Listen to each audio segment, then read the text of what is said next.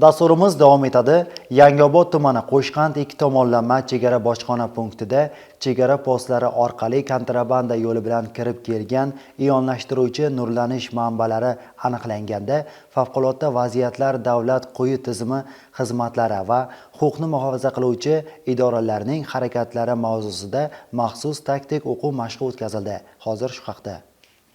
O'zbekiston Respublikasi Bosh vaziri Fuqaro muhofazasi boshlig'ining 2026-yil 27-yanvardagi aholi va hududlarni favqulodda vaziyatlardan muhofaza qilish, fuqaro muhofazasi va yong'in xavfsizligini ta'minlash bo'yicha 2025-yilda bajarilgan tadbirlar yakuni va 2026-yildagi ustuvor vazifalar to'g'risidagi tegishli buyrug'i ijrosini ta'minlash maqsadida Yangiobod tumani Qo'shqand ikki tomonlama chegara bojxona punktida chegara postlari orqali kontrabanda yo'li bilan kirib kelgan ionlashtiruvchi nurlanish manbalari aniqlanganda favqulodda vaziyatlar davlat quyi tizimi xizmatlari va huquqni muhofaza qiluvchi idoralarning harakatlari mavzusida maxsus taktik o'quv mashqi o'tkazildi. O'quv mashqining asosiy vazifalari sanksiyalanmagan ionlashtiruvchi nurlanish manbasi topilishi yoki ularning kontrabandasi bilan bog'liq favqulodda vaziyatlarni bartaraf etish tadbirlarini samarali tashkil etish va amalga oshirish yuzasidan favqulodda vaziyatlar davlat quyi tizimining tegishli xizmatlari rahbarlari va tuzilmalari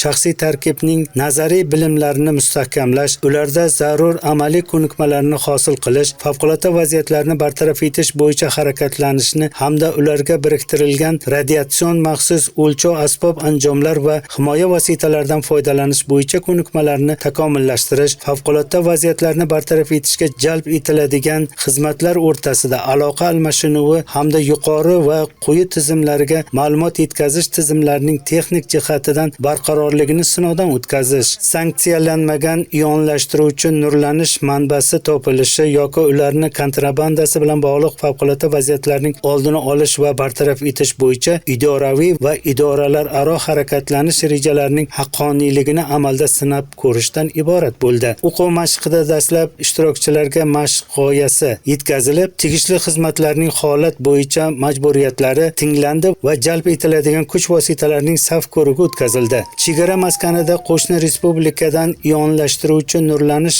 manbasini noqonuniy olib kirish bilan bog'liq favqulodda vaziyatlarni bartaraf etishga jalb etiladigan kuch va vositalarni yig'ish va xabardor etish bo'yicha postlar, navbatchi dispetcherlik xizmatlarining harakatlari, favqulodda vaziyatlarni bartaraf etish shtabi faoliyatini takomillashtirish, radiatsiyaviy kuzatuv guruhlari tomonidan radiatsiyaviy zararlanish ko'lamini aniqlash, kontrabanda yo'li bilan respublikaga kiritilayotgan ionlashtiruvchi nurlanish manbasini identifikatsiyadan o'tkazish, tergovga qadar tezkor surishtiruv ishlarini tashkil etish hamda respublika radioaktiv moddalarini ko'mish davlat korxonasiga topshirish tadbirlari amalda sinovdan o'tkazildi. O'quv mashqi davomida chegara postida xizmat olib borayotgan xodimlar bilan maxsus asbob anjomlardan foydalanish tartiblari tushuntirildi. O'quv mashqi yakunida mashq davomida erishilgan yutuq va kamchiliklar muhokama qilinib, kamchiliklarni bartaraf etish bo'yicha ko'rsatmalar berildi. O'quv mashqiga jami 9 ta texnika va 96 nafar ishtirokchilar jalb etildi. Shuningdek, chegara oldi hududlarida joylashgan aholi xonadonlari va chorva fermer xo'jaliklarida hayvonlar orqali kirib kelishi mumkin bo'lgan o'ta xavfli yuqumli kasalliklarning oldini olish bo'yicha